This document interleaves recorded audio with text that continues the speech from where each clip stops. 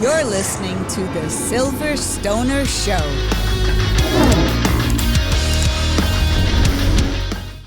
Hey dudes, dudettes, trans dudes, and everybody in between. It is I, Uncle Herb, and this is another episode of The Silver Stoner.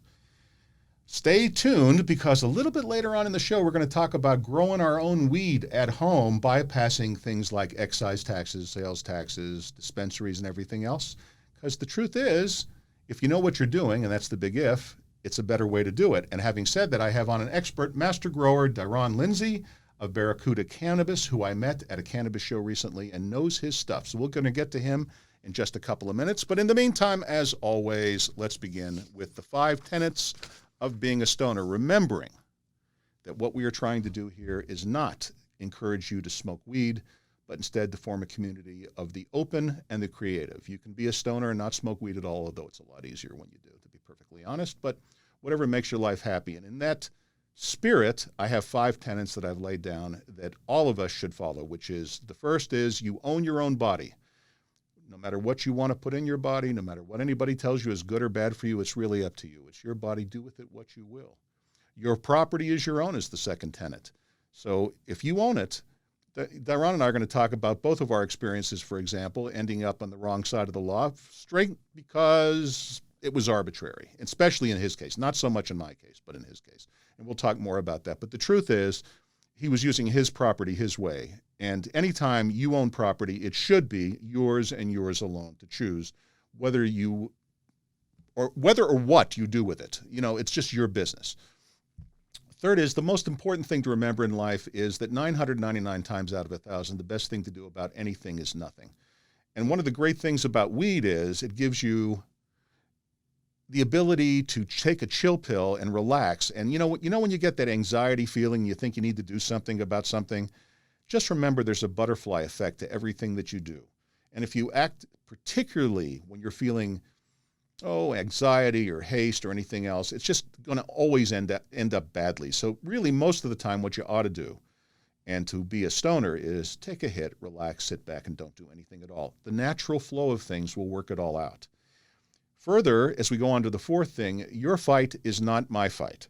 So please, what we as stoners do is we don't try to enlist people in all of our issues. You know, whether it's things in our personal life, like going through a divorce. I mean, there's nothing more tiring than listening to one side of a split from men or women. There's not even 2 sides. There's like 100 sides. Don't enroll everybody in your fight. Your fight is not my fight. My fight is not your fight. We should just, again, hit the weed, relax a little bit, and not get so wrapped up in having to go to battle over every little thing. You got to learn what hill to die on, and very rarely is there a hill to die on. Most of the time, the best thing to do is just walk away. It's not cowardly to be smart, okay? And smart is where it's going to be. And finally, what is my 5th tenet, Tech Master E? I just had a brain fart. Yeah, I know, and I just forgot my own 5th tenet because, this is what happens when you're a boomer. Nobody can control. I wish somebody could control my thoughts or emotions because I'm obviously having the early onset of Alzheimer's.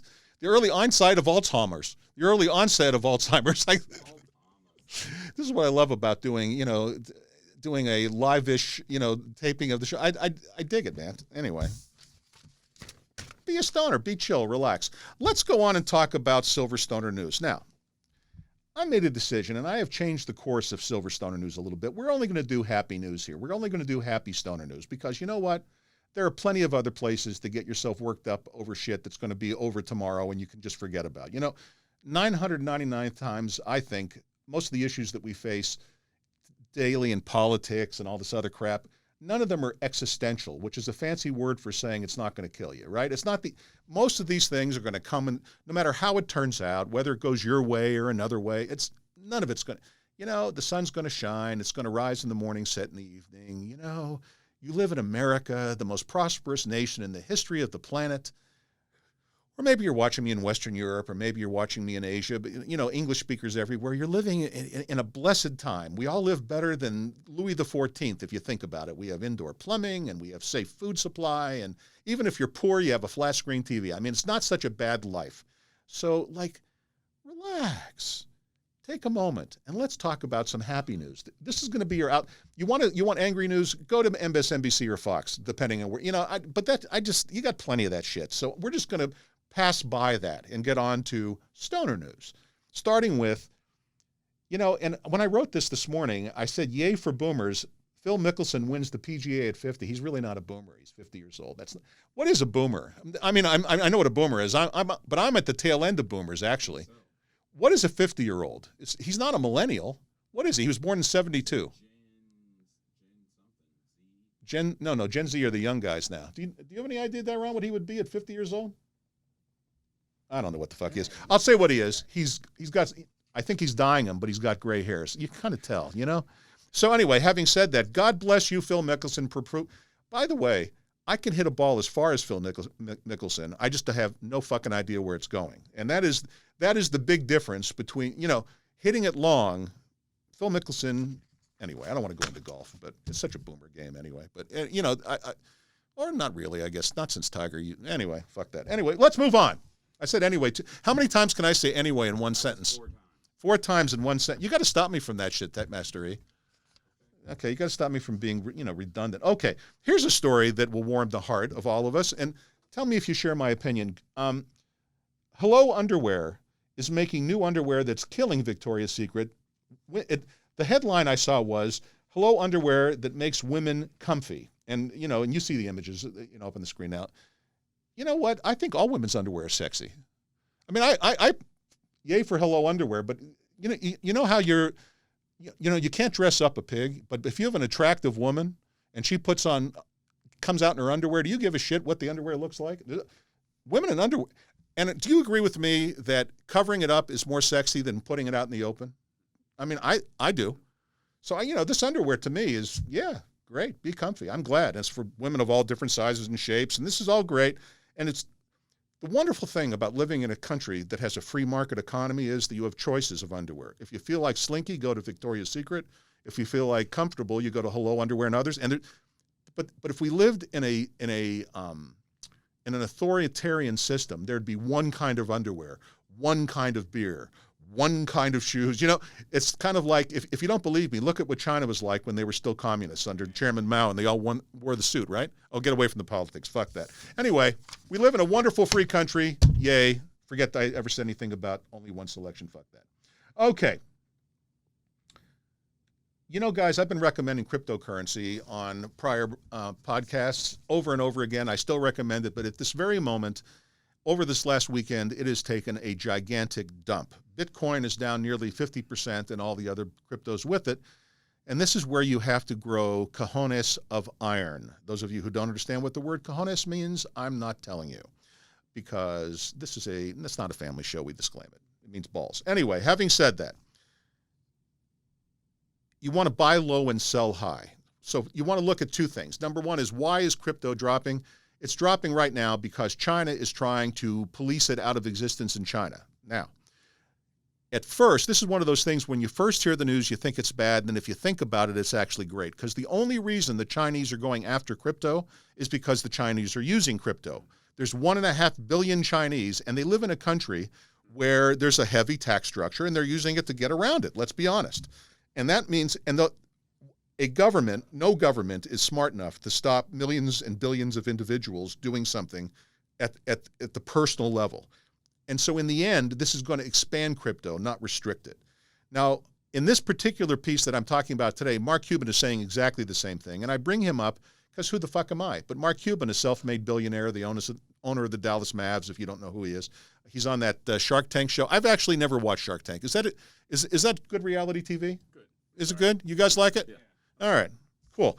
But I respect his opinion, and I only bring him up to just maybe to corroborate what I'm saying. Now, he, by the way, is a huge fan of Ethereum, and Ethereum 2.0 is coming out. And the thing about Ethereum 2.0 that makes it better than Bitcoin, in Mark Cuban's thoughts, and I think it might be true, I'm going to have to read more about it before I weigh in. I don't like to just talk about shit I'm not sure of, is that they're going to make it in such a way it'll be easier to use it to spend, basically. The biggest problem with Bitcoin, for example, is that if it goes, when it was, today it's at 34,000 when I walked into the studio, and it was last week at 62,000. And by the way, it's dropped 80% of the time before. This is nothing new for Bitcoin. This is Bitcoin on sale. This is Ethereum on sale. Imagine that you walked into, a department store. So let's say Nordstrom's, and I'm only picking Nordstrom's because I live in Phoenix and there's Nordstrom's here. It's a Western department store chain if you're not familiar with it. And you saw this men's suit. Let's say you were a guy like me, or women's dress, whatever it is. And you've gone in and every time you've walked by it in the store, you've said to yourself, I'd really like that, but not for $1,000. That's just a beautiful, beautiful suit, and I'd look great in it, but not for. But then one day you walk in the store, and that suit's on sale for 75% off. Suddenly it's $250, and now you would instantly buy that suit. Why? Because you perceive that you just got a $1,000 item for $250. Now the truth is, you got about $10 worth of cloth and a lady sitting in a factory in China that sewed that together. But the fact of the matter is, your perception is you got this high quality item for 75% less. Why don't we do this in our investing? And this is where you got to really, cryptocurrency is the currency of the future. You can believe me on this. You can believe Mark Cuban on this. Okay, it's real. Suddenly, we're at this beginning stage of it, the very beginning of crypto. This is the Stone Age of cryptocurrency. It's going to replace all currencies in the end. And suddenly it's on sale again. Wouldn't you want to buy that $1,000 suit on sale, right? So that's what I want you to think about with crypto, and that's what Mark Cuban's saying, and on to the next story. That's enough about that. All right, let's move on. Girl Scouts deliver with drones. Now, the Girl Scouts are catching up to something that I knew when I was a guest of the state of Arizona 2 years ago. I have mentioned in the past that the cartel was using drones to drop narcotics onto the prison yard at Kingman, Arizona, where I was, and one of the CEOs, who shall go nameless because I'm not a rat, would pick it up and give it to the paisas, who are the foreign nationals who control the distribution, particularly of Mexican black tar heroin, on the yard, and it was distributed. But the Girl Scouts have gotten a lot smarter, and they're using it to deliver cookies. God bless them. Now, this is the proper use of drone technology. So these girls and Google got together because they were having a hard time trying to figure out how to deliver their cookies in the time of COVID, because you don't want, a lot of these cookies, for example, my personal favorites, I'm just going to throw it out here. I'm a Thin Mint guy. Okay, how about you guys? Are you Thin Mint? You like the peanut butter? Yeah, they're delicious too. Chocolate. It's like covered in chocolate. What do they call those peanut butter ones? That has a name too. Turtles or something? No, Turtles is the peanut butter chocolate caramel candy. I don't know what, but you know what they have a cute name for it like that. It's the red box. I know it's a red box. The thing is, the shit melts. Okay? Absolutely right. So the problem is, though, it has been, in the time of COVID, you can't do a knockless delivery, right? And I don't know about you guys with your Thin Mints, but I'm a freezer of the Thin Mints. Yes.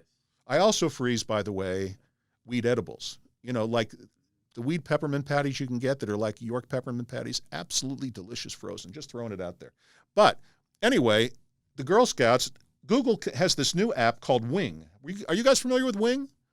Wing controls a drone. It might be in testing, but they're doing it with girls, and the idea here is to show them how drones work and hopefully inspire the girls to pursue STEM.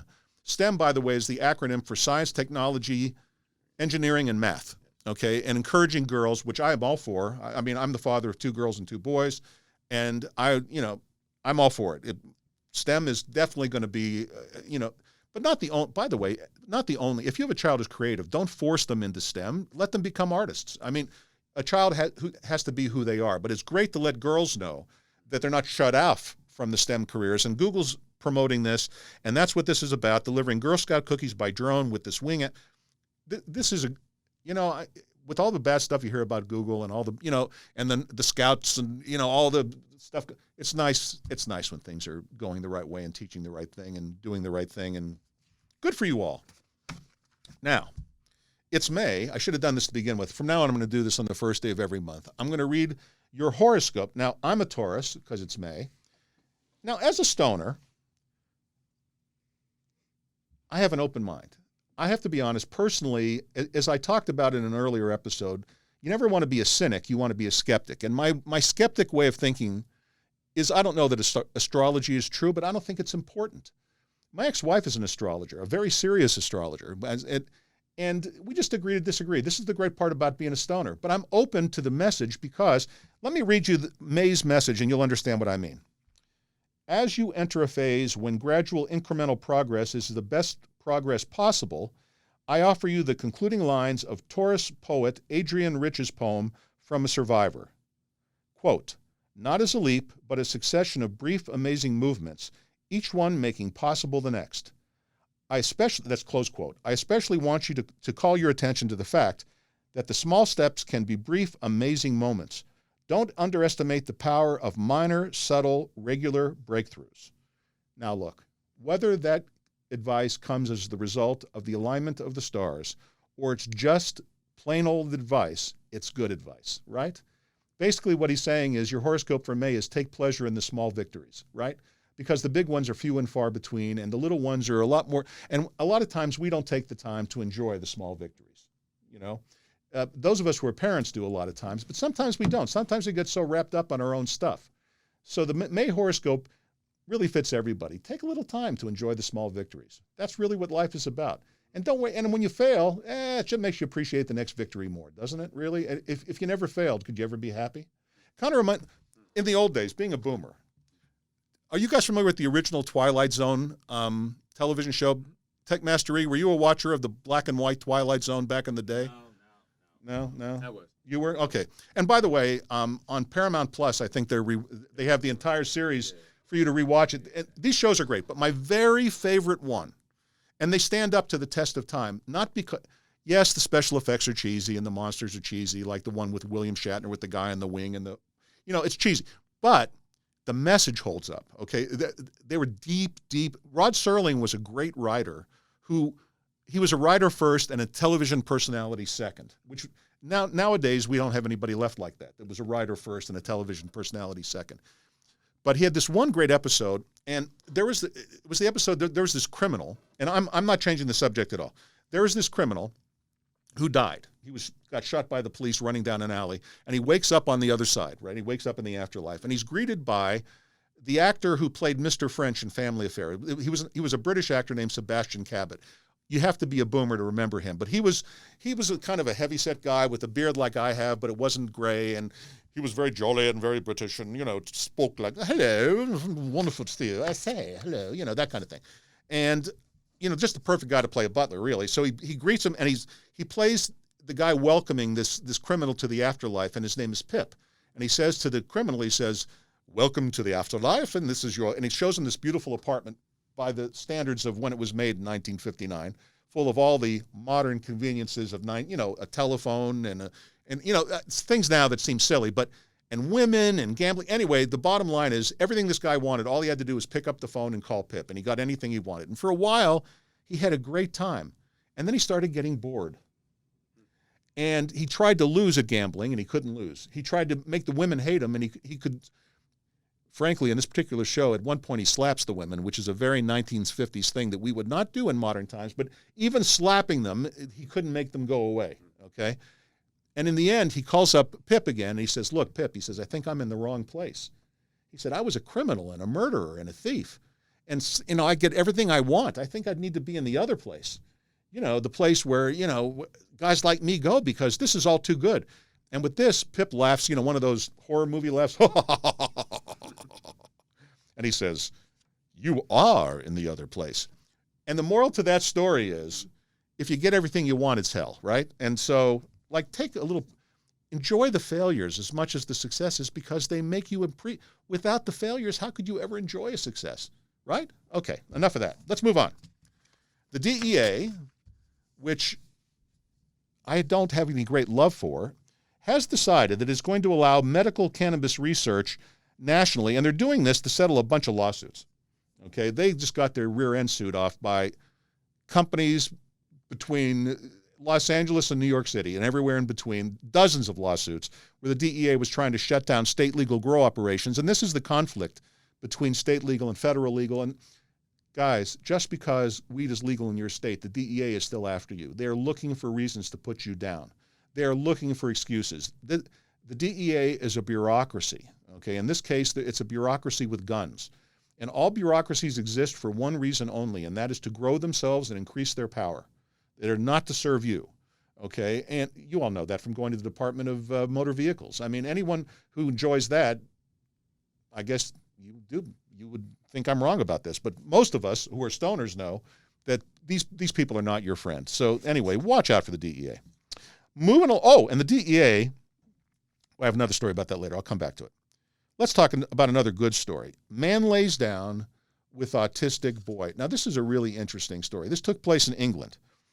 And I'm just going to read it to you because I just like to be reminded there's still lots of great people. You know, you can't turn on the news without the story of someone shooting someone or beating someone up or calling each other.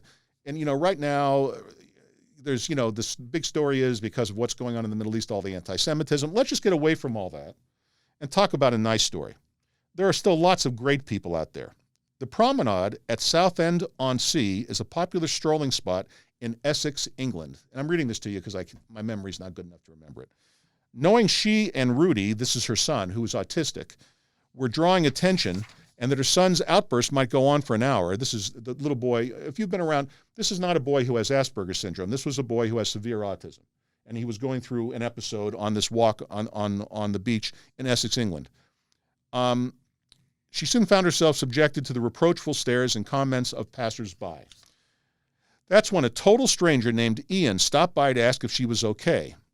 When she, her name is Ms. Fernando, explained what was going on as if it was the most natural thing in the world to do, he laid down on the ground close to the little boy, Rudy, and engaged him in quiet conversation. The calming maneuver quickly turned the situation around. After Rudy recovered his composure, Ian walked Rudy and his mom back to their car. Now, you know, this is the stuff that's not going to make MSNBC and Fox. It just isn't. But this is a total stranger who saw the distress of a mother with a severely autistic boy who, how he knew to do this, took it upon himself to calm this child and walk them back to the car. And, you know, the sad part of this whole story is we live in a time where a lot of people would have maced him, if you think about it, because this total stranger, we need to all understand that the world is basically good people. And a lot of the scare and the fear and stuff that we're fed all the time, I'll give you just a very interesting statistic that I've mentioned before, just to bring it up again. If you took your child to a grocery store parking lot, your baby, and you rolled down all the windows in your car, this is absolutely true, and you left them in the car seat by themselves and walked into the store completely unguarded and unlocked, it would take an average of 750,000 years before anybody would snatch your child, statistically. Okay, you need to relax. Okay, there are not a bunch of, when you hear about child snatchers, almost always it's a non-custodial parent. And I'm not making excuses for people that violate court orders, but there's a big difference between dad grabbing the kids, legal or not, and a total pedophile stranger. We all need to take a deep breath. So isn't it a great story? When someone walks up to you and wants to do you a kindness, regardless of who they are or if you know them or their race or their religion or whether they're wearing a turban or whatever it is, assume that they're probably nice. You know, the odds are overwhelming that most people you meet are going to be nice. You know, really, just out of sheer politeness. Now, yeah, they got their own stuff, but, you know, let people be nice to you is the moral to that story. And good for you, by the way, sir. Ian, good for you. All right. Good people everywhere. Now, on to some happy weed news. Chairman Nadler, who is the chairman of the House committee in charge of the weed legislation, his name is Jerome Nadler, he's from New York, has refiled his federal weed legal. So, little background, you know, the Senate's 50-50. So to get the bill through, they had to rewrite it. To make a long story short, the senators in the Senate have rewritten the bill. Chairman Nadler has now rewritten his version of the bill, and we should be moving towards legalization of pot here pretty quickly. Keep your fingers crossed. Now, back to the DEA. I just had to bring this up because you wonder where they get this shit, okay? I titled this story, Reefer Madness is Alive and Well at the DEA, referring to the movie, you know, maybe you don't know. The boomers know. This silly movie where, you know, marijuana was the gateway drug to heroin and everybody was ripping their clothes off and all that shit. I actually watched that in school as a kid, and they were actually serious about that. I swear to God, that's true. Of course, I was a kid, you know, before electricity. But, you know, you would think that no. So check this out. This is a quote from the DEA. Now, they weighed in on there's been an increase in teenagers smoking pot statistically in New Mexico. Now, first of all, I'd like to know how they even take those statistics. You know, whenever you hear statistics on the news, how do you collect statistics Do you ask teenagers, are you smoking pot? How many of them are going to tell the truth? It's like asking, it's when I hear statistics about how many men and women cheat on their spouses. Tell me who's answering that question honestly. Really, come on. I mean, so we don't really know if there's any increase or decrease. We don't really, because kids aren't going to, come on. Let's get a grip. But let's just pretend it's true. Quote, marijuana, this is what the DEA says, marijuana use in teenagers and young adults is very damaging to the young brain.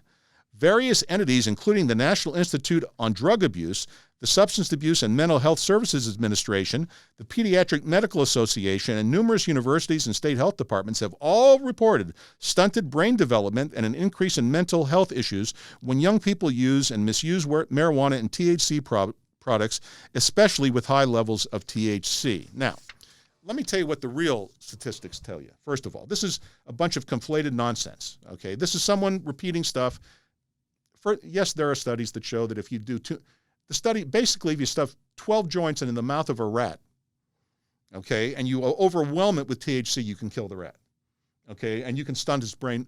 But most of us fall asleep and especially kids, long before we get the dangerous. I mean, I personally have smoked too much pot in my life, and you just fall asleep. Sometimes you get a little paranoid, sometimes you get a little nauseous, but you basically fall asleep. No one's ever died of a pot overdose. This is nonsense. This is just, but then, like, where are the parents?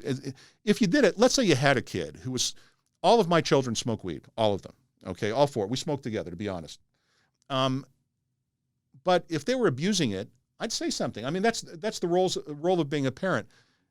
The government just needs to get out of our lives. Remember number one tenet of the Silver Stoner. You own your own body, even a child. Okay? Everyone owns their own body. Now, parents can exercise control over their children, and that's why at the beginning of the show it says if you're under 21, don't watch this show. I get it. But it's not, if they do, and we both know that they're going to, we all know they're going to smoke a little weed. A little weed's not going to kill anybody, right? You know, I mean, come on. I've been smoking since I was 14. And so far, I don't think I'm crazy. Well, maybe. Anyway, who knows? Probably why I can't remember anything. I don't care. Listen, there's a trade-off in life. There is risk and reward to everything. If you cross the street, you can get hit by a car, but not if you look both ways. That's the problem with regulators and people trying to live our lives for us. You know, they all assume that we don't know how to look both ways before we cross the street. Every stoner I know knows everything about pot. I mean, anyway, especially the kids. Anyway, let's move on. I'm saying anyway a lot today, and we're going to skip that. Is CBD antipsychotic is the next story. And I got this from a website that I follow scientific stories on, Science Direct. It turns out that how do you say that? Cannabidiol? Cannabidiol is CBD's, anyway, CBD is a major, here's what they say. I had to actually translate this. Cannabidiol prevents disruptions in sensory motor gating induced by psychotomimetric drugs for the last 24 hours with probable involvement of epigenetic changes in the ventral striatum, which in ordinary English means, okay, this is just a study that came out, CBD has a major non-psychotic component in the cannabis sativa plant that shows therapeutic potential in several psychiatric disorders, including schizophrenia. In other words, CBD, and we're going to talk a lot about CBD with my guest here in just a minute. CBD is one of those things that we don't know what it's good and what it's bad for. There's a lot out there, and there are tons of, like when you go to the pot shows, there are just tons and tons and tons and tons and tons and tons of people doing CBD because it doesn't require the licensing and the jumping through hoops that opening a dispensary does or a legal grow house. So a lot of people are going the hemp/CBD way because it's the path of least resistance. Or those of us, for example, who have a criminal background that can't, in my state, can't get involved with the industry, this is another path. Just because there's a barrier doesn't mean you can't find a way around it. Or as I like to say, and pardon my French, find a way and fuck them. Anyway, but CBD definitely has major benefits. We're learning more all the time. And as time goes on, we'll learn what are good and what are bad, and I'll keep reporting them to you. But those of you who have a family member or yourself maybe suffer from schizophrenia or taking antipsychotic drugs, and you know how shitty they make you feel, evidently CBD can at least offset some of that and be used as a substitute. Again, don't self-medicate. There's going to be a lot more research and a lot more work done. And do your homework before you, don't listen to what I just said and run out and get CBD thinking and drop your antipsychotic meds. That's not what I'm saying. I'm saying do your homework, and we're going to find out more and more there are natural alternatives, I think, to these drugs that every psychotic I've ever known, and I don't like that term, every person I've known with mental illness, particularly, and 999 out of 1,000 schizophrenics are not violent, and people don't understand schizophrenia, but most of them are just wonderful people, and they hate those drugs. All right. Was that good? Yeah. Okay. Was that you chiming in that you agree with me? Let's go. Oh, okay. Move on. You're basically telling me move on. Move on. Well, thank God for tech mastery. Okay. Last story before we get to my guest is Big Candy is angry. Big Candy. You've heard about Big Tobacco? Big Candy is angry. Evidently, there have been lawsuits filed by Wrigley Chewing Gum and the Hershey Company, and the Hershey Companies have shitload of them. They filed suits against a company called Tincture Bell for products that resemble Reese's Peanut Butter Cups, Heath Bars, Almond Joy Bars, and York Peppermint Patties. I think I've eaten them.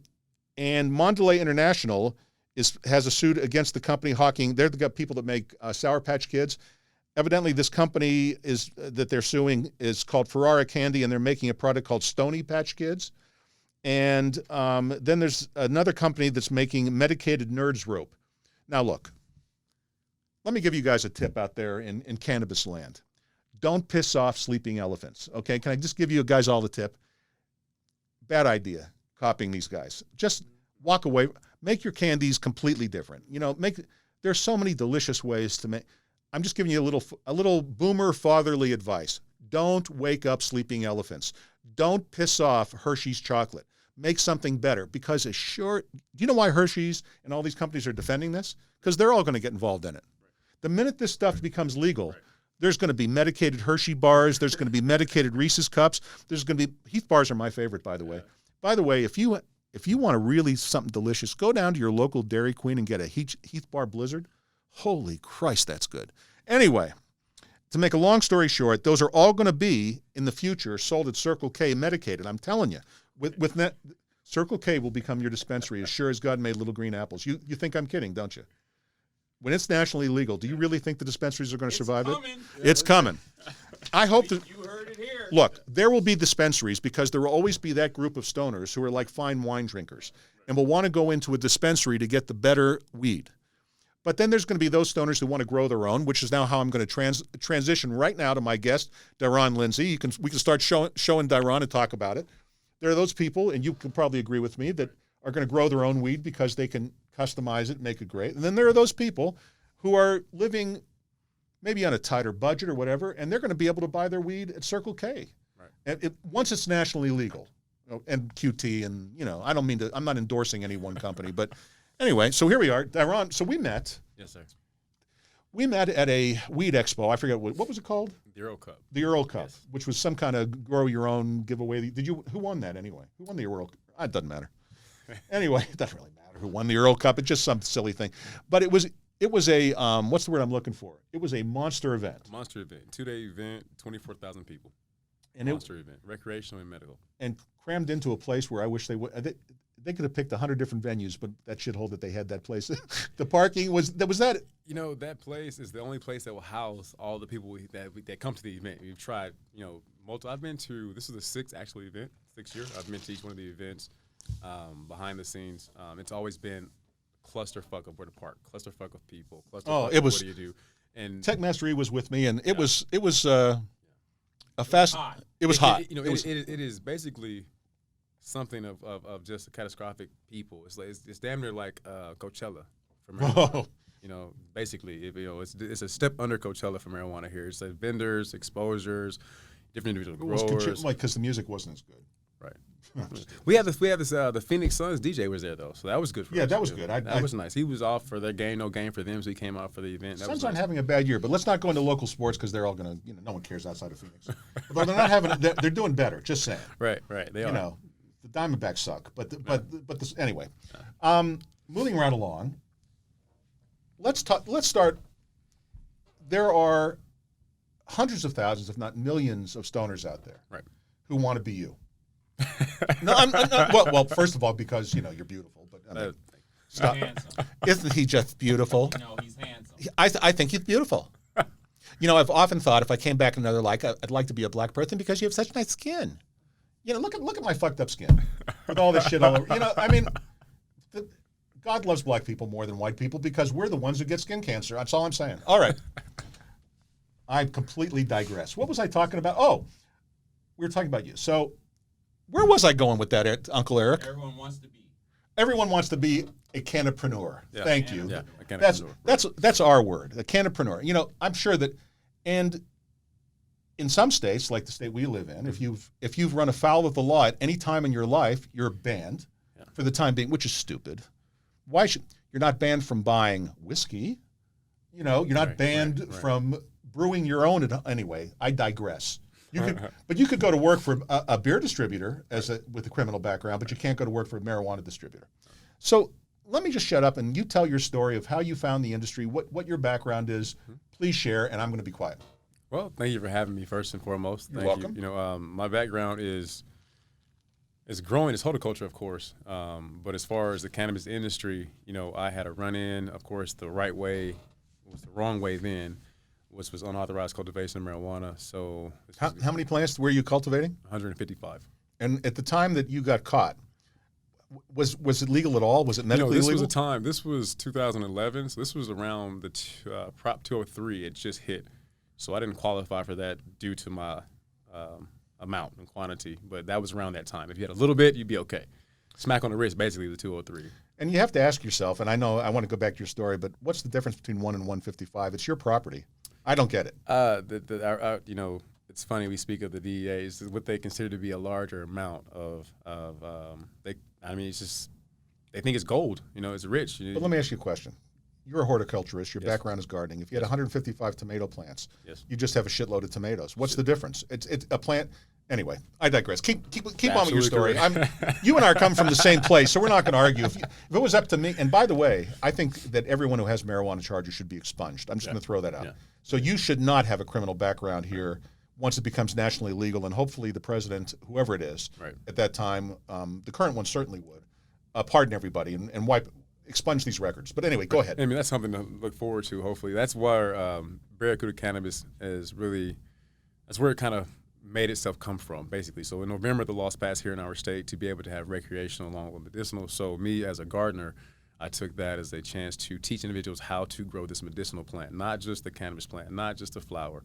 The plant is a perennial, so What do you mean by a perennial? Because I want to pretend that I'm a moron because it's a flower. It's basically Okay. We're smoking a flower. So when the marijuana plant develops, it starts to bud, it has a flower. So it's more or less, you think of it as an artichoke plant. An artichoke plant is in the same category with this perennial. It takes a year to get an artichoke to blossom, to bloom, to get a bulb. That's about the time you look for with a marijuana plant based on certain environments. You look for 6 months out to 9 months, 9 months out to a year, depending on where this plant is at, and it grows and it becomes a nice little bud, thick flower. If you let it continue to stay on the plant and don't harvest it, it rebuds and starts to reblossom, replant, and then it just reseeds itself and continues to go on and on and on. More or less like flowers do. When roses are done, they fall off, they go dormant, they come back out. These flowers that come once a year, they're seasonal. Like a marijuana plant is a seasonal plant. You can't just grow it outdoors or indoors anytime you want unless you manipulate the environment. I was about to say, you can fool it indoors. That's one of the reasons.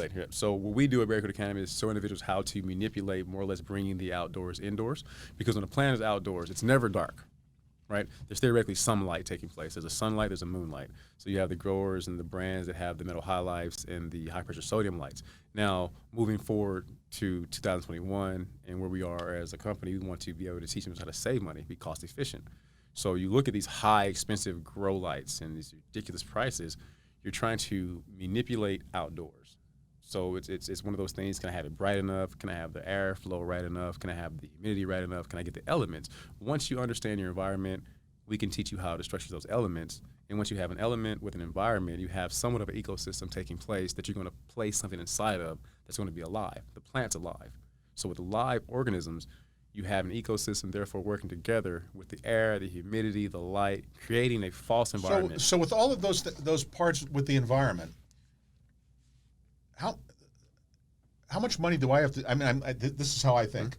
I think, okay, let's say that I wanted to take a portion of my home and do an indoor grow. Yes, sir. Okay, and I believe under our current state law, and I have no desire to go back, it's 6 plants I'm allowed to have. Yes.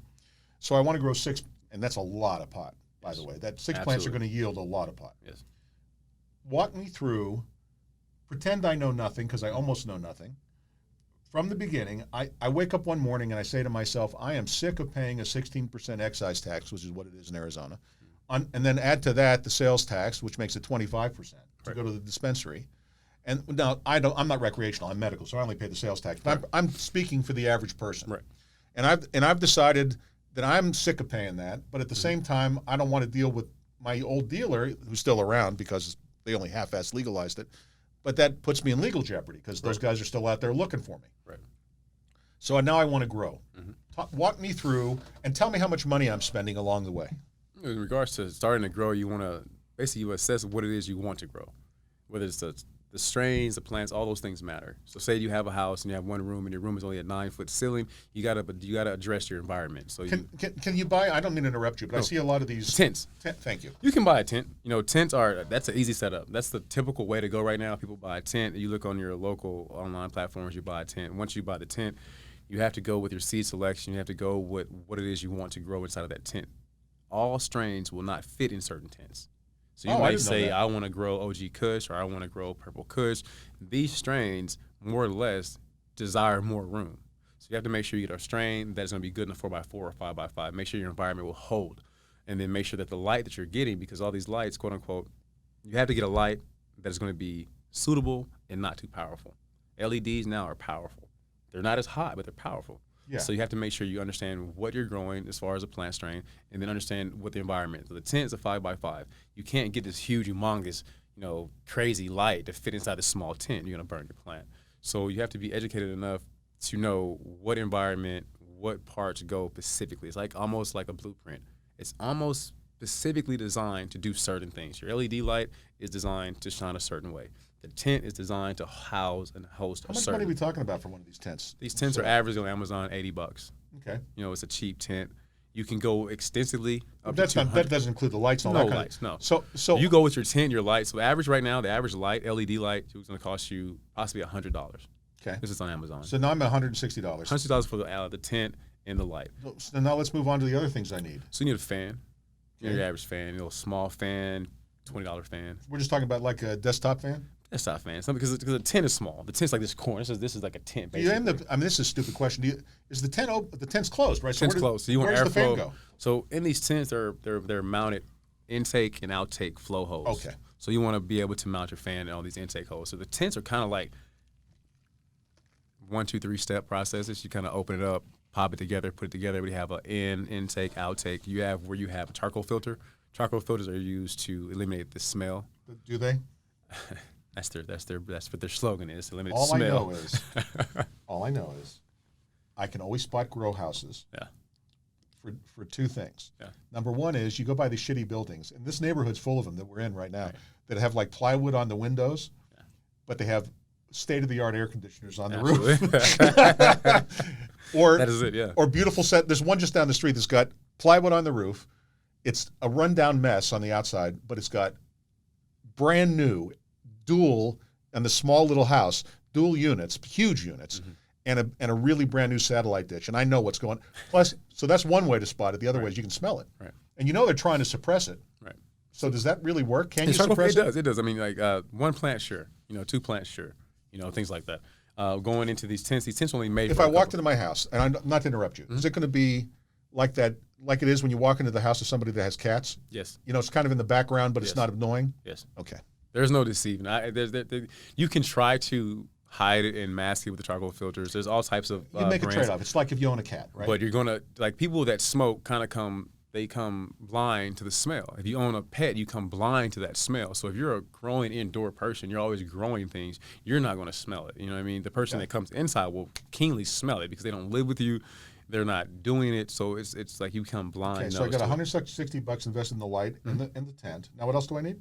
You have the hardest part out of the way. That's it. How about the soil? That comes from us. I'm sorry. Okay, that comes from you. So let's talk about. But say you don't get the soil from us. You need a soil. You need a medium. I mean, like I said, there's brands out there. So basically, you're an expert that teaches people how not to fuck it up. pretty much. Right, and how to Pretty get much. maximum. And before you did this, You want maximum yield. You want sustainable harvest. You want to make sure you get your money's worth. So if you only put in $160 for what it is, or you say you have a lot of money to expend, and say you want a state-of-the-art system, you can go up to $4,000 or $5,000 for these tents. But I'm not going to have you waste your money like that. I'm going to have you go the cheapest way possible and show you how to utilize what it is you have. Okay, so let's pretend. Let's say I'm an average person. I have a 2-bedroom apartment. Okay, but I'm living alone, and so, or just me and my wife, or me and my girlfriend, or my boyfriend, or whatever it might be, and I have an extra bedroom. Okay, would you recommend a tent, or would you do some? Tell me how you'd recommend that. If you have from scratch, if that's a room and you have a room accessible, I have an extra room, and you're able to grow in there, and no HOA problems, and it's your own place, I would recommend converting that room into 2 separate rooms, a veg room and a flower room. That way you can have a continuous cycle. A veg? What'd you say? A veg room. Bedroom? A vegetation side and also a flowering side. Okay. And with a room that size, you're able to build inside of that room 2 separate rooms. So it's enabling you to put one room together that you already have and be able to do 3 separate things out of that one room. Now let's say that I'm living like I do in Phoenix, like we do, and it's hot as hell now in the summertime. And but I don't want to use one of my bedrooms. Let's pretend I have a little house and I want to use my garage. I have a 1-car garage or 2-car garage, and I want to either take half of it and seal it off or whatever. But I got a heat issue. How sensitive is weed to heat? Absolutely very sensitive. In this heat, it will die. Anything, it is not. I mean, it's. Is that why they grow out in Northern California so heavily? Is that why outdoor growing is so prevalent? It's not even that. In that cool climate up there? It's not really the sun or the cool climate. It's the amount above sea level. It's the amount of moisture in the air. Well, we have here we have virtually no moisture. Right. I mean, I bathe in lotion. Right. So the moisture in the air has a lot to do with it. So it's not so much as the temperatures, because it gets warm, it gets kind of sticky, but it is cooler there. But also what helps that is the sea level and the air coming off of the water. So here, if you grow outdoors, you have to manipulate it. It has to be indoors, like a greenhouse. It has to be covered. It has to be shaded. You can grow outdoors here in Arizona. It can be possibly done in the sun, just brought out and done. But you have to really treat it as if it's something that you're there on top of. It's really delicate. It's going to be a delicate thing. They're temperamental, very temperamental. So if I have a garden in my backyard, let's say I have a vegetable garden in my backyard, Yes. and I want to, and let's say that I'm growing, and this is something I know a little, because I enjoy gardening. It relaxes me. So let's say that you have a little vegetable garden. Yes. And you're already, as we do in Arizona, you've already tented it. Okay. You've got covering over it during the summertime to keep the direct sunlight off of it. Can you grow a decent? Once we're in that phase where we can grow outdoors, that would be opportune to grow outdoors, but making sure you grow in the right solstice. So here in Phoenix, the sun is very dramatic here. So growing up in Arkansas, there's difference with as far as the solstice with the sun. So you have a summer, spring, winter, fall solstice. Here, to grow outdoors, you have hot and kind of hot. Right.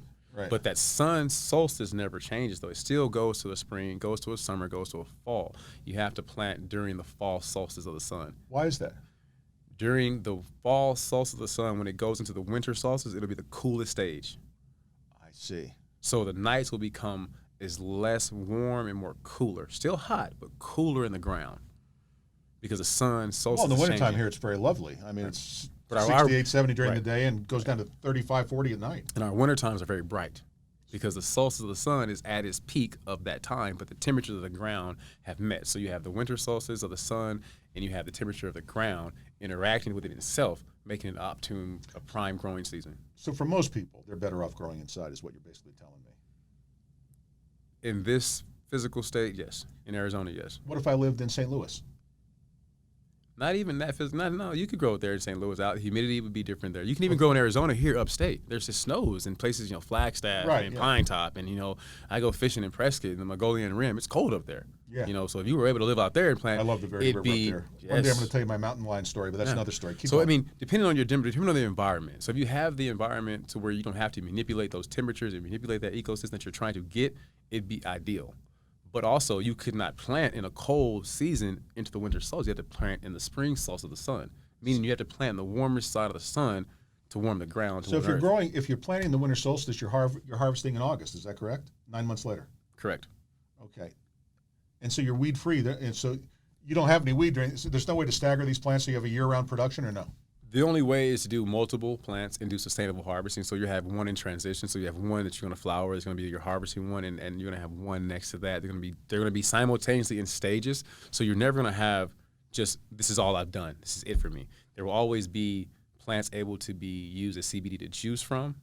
There will also be plants used that you're trimming them down to make your butter with, to make your oils with, to make your edibles with. So there's not just a plant that you're going to take and just harvest and kill everything. You will have plants in transition to use for different stages. That brought me to a very interesting, you said something just now that just put a question in my head. CBD to juice from. So I'm looking at the whole plant. Mm-hmm. Let's say that I want to just get the CBD and not the THC. Is there a way to do that at home? Growing your plant, that's the best way to do it at home. Is you grow your plant at home, you have a plant, and it's indoors or wherever you are geographically, and if it's outdoors or indoors. If you're outdoors, hats off to you, you have more of a plant to use. Indoors, you only can do as big as your indoor environment goes. But basically, you're going to be able to go to that plant 3 times a day and do, quote unquote, 3 to 5 leaves. You're going to take those 3 to 5 leaves. You're going to be able to juice those leaves in your kale and your apple slices and your grapes. So the CBD is coming from the leaves, not from the bud. It's coming from the leaves. Oh, it's a whole different part of it. That was the part. See, I'm really ignorant about this. It's in the plant too. It's in the flower too. It's in the leaf. It's in the plant. It's in the stalk. It's the plant itself. Is there any THC in the leaves? I've never tried to smoke the leaves. I've always, we throw those away. It's minimal amounts of it. Minimal amounts. But as the plant harvests and continues to, quote unquote, not harvest, but continues to finish budding and it's starting to develop, and it's already developed out, all the trim that you use, that you, quote unquote, is trimming away and throwing away, it's full of active THC at that particular point because the flower is ready. So there are triclones you have to look at. There are different things you look at to let you know when the flower is ready. So what do you do with that? That is what you use for your, quote unquote, for your edibles and your butter, right? But just THC in there. Before you get to that point, if you have just a beautiful, healthy green plant with no flowers, just foliage, that is pure medicine at the highest state of CBD because it is no THC and it's no flowers there. It's just all leaves, all medicine there. If you were to break one of those leaves and twist it, you can smell how strong it is. And sometimes the leaves smell stronger than the actual flower. So it's full of I look at it as be a concentrated version of the CBD. So that's why it's so important to utilize fresh, like there's new ways now to do the CBD, but we encourage taking 3 to 5 leaves and juicing those leaves. Now, how do you juice the leaves? Explain that to me. Raw, just like your kale, just like your lettuce. You put a cup of kale, a cup of, your marijuana leaves in there. You're going to do a half cup of apple slices, your orange juice, a little lemon. You're just going to put them in your smoothie. Smoothie in the morning, and you're going to juice it. And if you have inflammation, you're going to be doing this 3 times a day. If you're dealing with different types of muscle spasms, back pains, chronic illnesses, the same topicals and the same sublingual ointments you go buy at the dispensaries that have CBDs and then that you're using for these elements, you're getting them, but you're getting them kind of watered down. So explain that. You're getting them, but you're getting them watered down. So you're saying that the commercial producers are diluting them? Is that what you're saying? Not so much diluting, but you have to think about the amount of volume, the amount of production, the amount of consistency, and the amount of potency. So therefore, if someone says this has 0.1% alcohol, there is actually 0.55% alcohol, but there's a certain number you put there. So when you say that you have this amount of CBD, it has been processed through. It has been something that's been added to it. It has a flavor added to it. It has some sugar added to it. You have a stabilizer added to it. You have a preservative added to it. Then you bake it. So how much of it are you actually getting? I don't know. I'm not a chemist. I don't know. I don't know. I can't argue with the dispensary and say, is this truly what I'm getting? So instead of arguing with someone statistically, so my background outside of horticulture is quality assurance. So everything is microbiology enhanced. It is always a spec. There's always going to be something that's going to be prominent no matter what. Once you take something and you induce it or you de-induce it, you take or add from it, you lessen the potency, period. So if something in the growing state is like CBD in a plant, a marijuana plant, and it's growing and you take it and you harvest it fresh, just like a tomato plant, you go and pick a fresh tomato and you take a bite out of that tomato. It hadn't been preserved, hadn't been gassed, hadn't been still on the shelf. It's going to taste so fresh. You take those leaves, you juice those leaves, you're going to get such a deliverance of fresh cannabinoids to each of these receptors in your body that needs it. So you're going to get a better result. You're going to get a better result and a better use. So when you eat something that has CBDs in it, you got to go through the sugar, you got to go through this, you got to go through that. If you drink something with CBD, you got to go through this, you got to go through that. You got to filter it out, your liver, your kidneys, your blood, your muscles. When you're dealing with a direct derivative of something, your body processes that direct derivative faster, more Plus any prominent. micronutrients that are in the leaf that you're not even aware of, right? The micronutrients are what you're missing from, I think, certain CBD products because there's no way it could be there. This is always the discussion between natural products and lab products. Yes. It's like if I want to go buy 1 a day silver for older people, that is a lab-produced vitamin. Yes. There are plenty of doctors who will look me right in the eye and tell me that that's just as good. Your body doesn't know the difference between a molecule. Right. On the other hand, right. I can find another doctor with an MD. I'll use a name, Andy Weil in Tucson. I'll just use that because he's famous. Right. But there are thousands of doctors who subscribe to the holistic approach to medicine who will say, no. When you're using these kind of things, you want the whole, vitamin's the wrong word, the whole plant, you want it natural because there's so many things we don't even know what they are yet. Right. It's like when you say something that's green and you boil it and the water turns green. So you're taking out the chlorophyll. They have chlorophyll pills that you I'll be honest with you. I like drinking stuff like that as tea. I mean, I can make tea out of these leaves too, can I? Absolutely. So so then I'm drinking the chlorophyll, so it doesn't matter. But you're drinking it and you're getting a different release. So the temperature is different. You're getting a different feel of what is you're sipping. So it more or less maybe that may be a tea for anxiety. It may be for melatonin release and for sleeping when you go to sleep. So it may be different strains, quote unquote, that you look for as a grower, and you say, you know what, I smoked a lot, I don't want to smoke anymore, my lungs are bad, but I know I have this insomnia, I can't really sleep that much. What's good for sleeping, you know? So it's a CBD, but what actual CBD is it? Is it a certain strain or is it just CBD period? So that's a good question. So if it's just a CBD non-strain dominant Pacific thing, you just want the CBD medicinal aspect, you would get a nice indica plant that's prominent and heavy in CBD aspect, low in THC, because you're not looking for the psychoactive fat, you're looking for the medicinal aspect, and you would take that, grow that plant, and you're going to be juicing those plants, you're going to be getting those raw leaves and getting a very high percentage of your cannabinoids. What would happen if you juiced the flower? Would you get high from the drink? I'm not. By the way, that is a terrible waste of good flower, and not in a million years am I suggesting this. I'm just curious that if processed properly, there is a psychoactive element there that takes place. And depending on the process of the flower, it can be non-psychoactive. It can just be still a CBD because you can take a plant that is just a CBD plant and you can do a process to just that flower in those leaves and it all just do CBD and not releasing any of the THC active. Let's back up to the very beginning. Okay. Now the reason I hire you is because, and I think I would be like the ideal client. I don't pretend to know what I don't know. And I'm the same guy. I don't enjoy, for example, there are things around my house I can fix because they're easy. Right. Okay, like changing out the cartridge in a dripping sink or something like that. Right. But there are a lot of things that I don't screw with, including electricity of any kind. And I know plenty of handy people, and I don't build shit because if I build it, it's going to turn out crappy. I mean, and I'm going to end up building it twice. It's the same reason I don't work on my own car. Okay, I would rather pay the mechanic to do it. Do I hire? There are do-it-yourself kits that come with these tents that walk you through it, but you're going to fuck it up, right? Is it basically what do you charge? What is your value? Why would I hire you? I guess I'm just pitch me. Okay, I'm at home, and I've decided I'm going to grow my own because I'm sick of paying these excise taxes, and I want to be my own guy. Right. Plus, I want the CBD. I want the natural. I want to be able to. I want to do all those things. Right. But I look at all this and I go, I don't want to try to learn this. So I look up and I see Barracuda Cannabis. Yes. You're a master grower. You know what you're doing. I call you up. Tell me what you're going to tell me. You're going to save some money, first of all, and that's the whole point. Teaching you how to bring the outdoors indoors, teaching you how to grow, teaching you to learn the environment. So with that process, we have a table of contents, is a grower's manual. So we supply you with information with a 12-step process. It's 12 steps is more or less 12 months of what it takes. It doesn't take 12 months. You may finish in 10 months. You may finish in 11 months. It depends on what you want to do for yourself.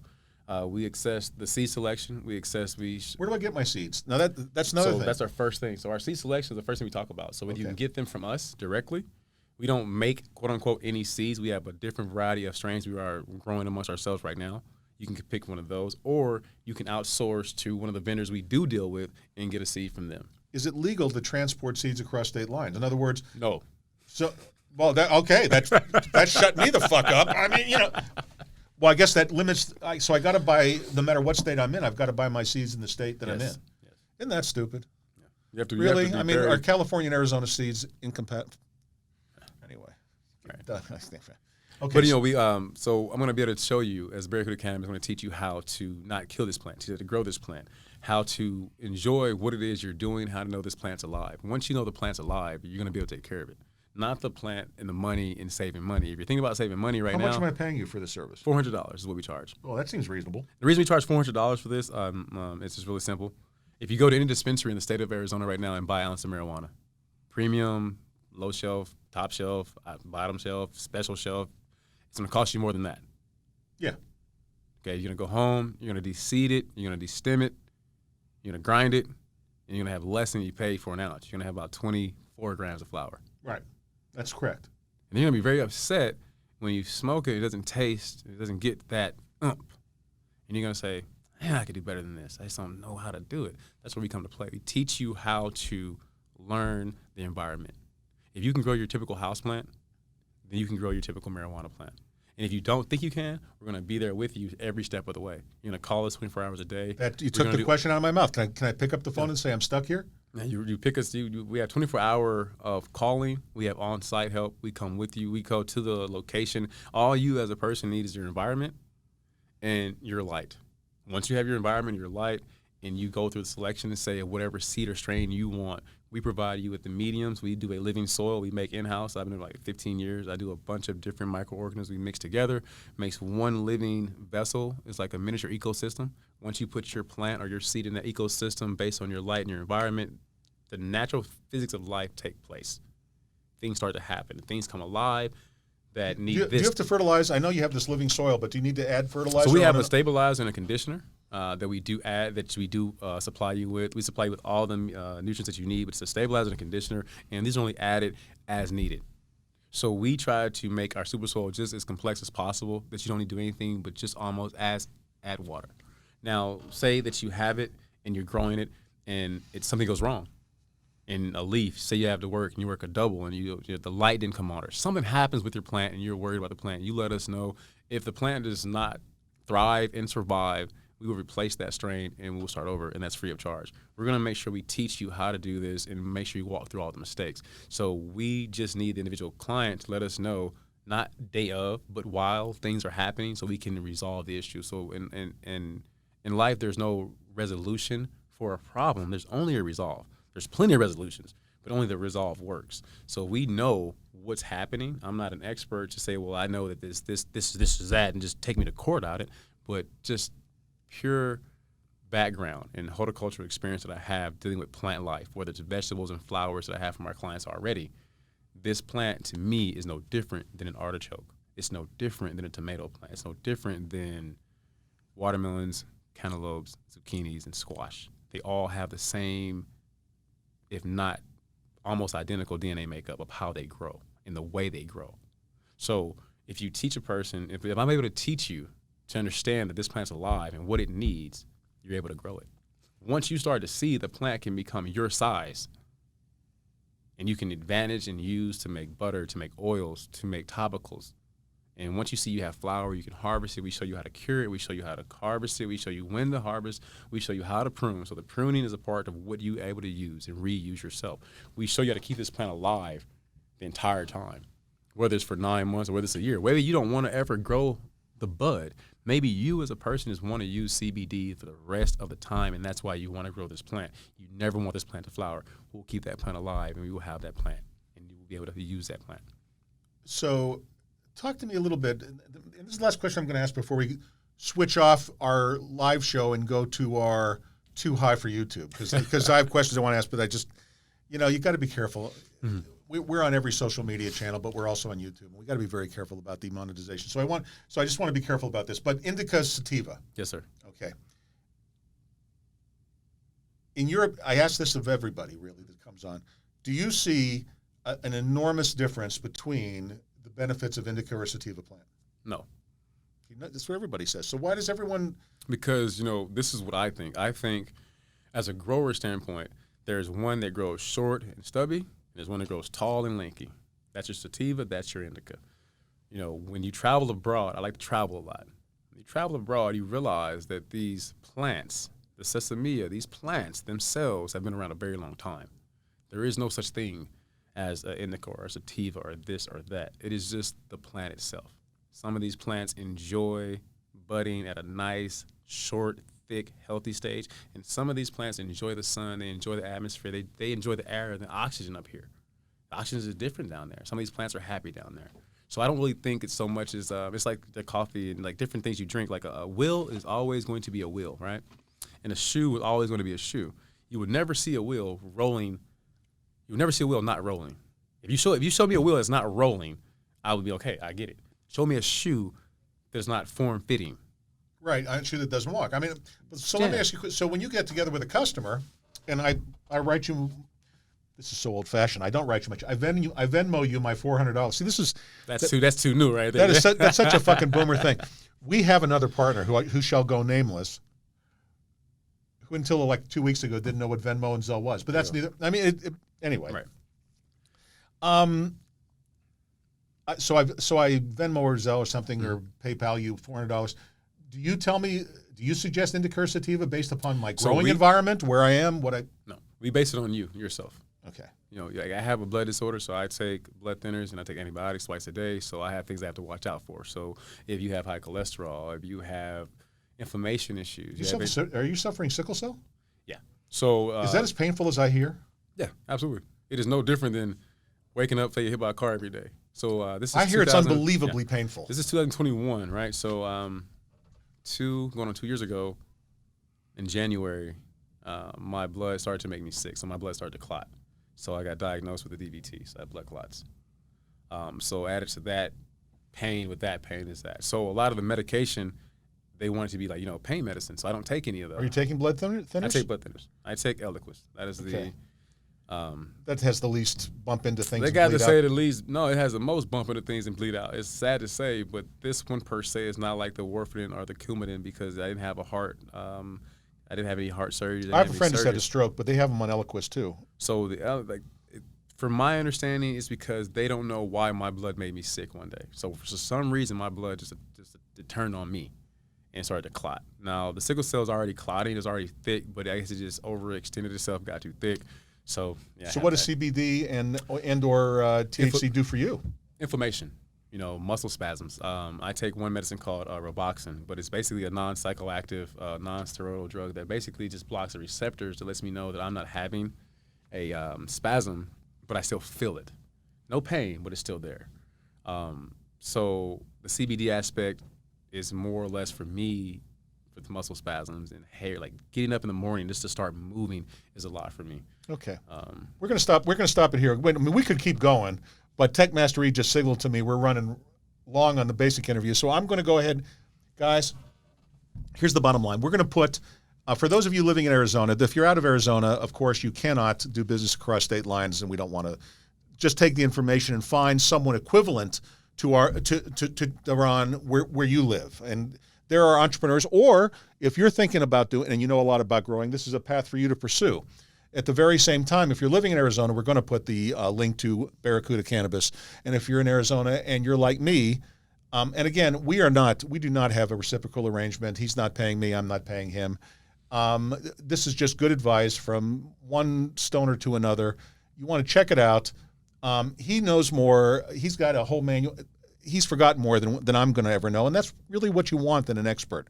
And so check it out. Thank you very, very much for joining me today. And I want to close on this thought. Very few things that are worrying you are going to kill you. So relax, take a hit, chill out. Until the next time I see you, be cool. This is Uncle Herb. Peace out.